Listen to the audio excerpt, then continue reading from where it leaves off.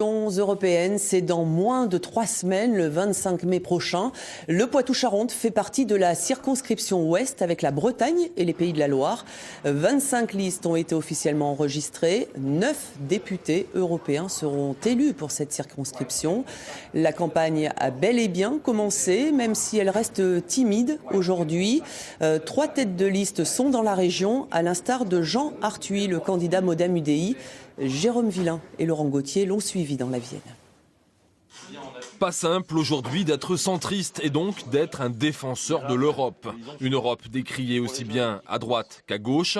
Alors pour Jean Arthuis, la plaidoirie se fera par l'exemple. Ce matin, visite de l'école de la Deuxième Chance à Châtellerault.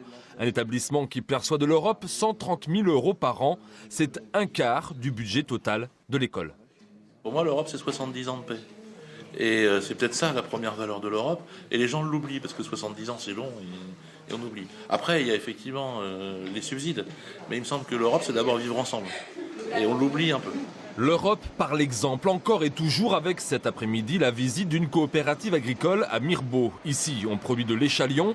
L'Europe a financé ces coûteux containers en bois qui permettent de stocker mieux et plus longtemps les échalions.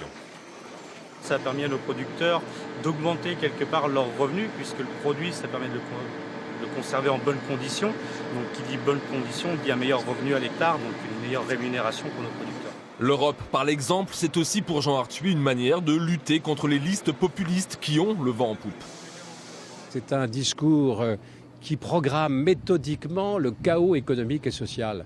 Donc nous, ce que nous proposons, c'est de prendre l'Europe telle qu'elle est aujourd'hui, de cesser de l'élargir, de la consolider, de lui donner un véritable pilotage politique.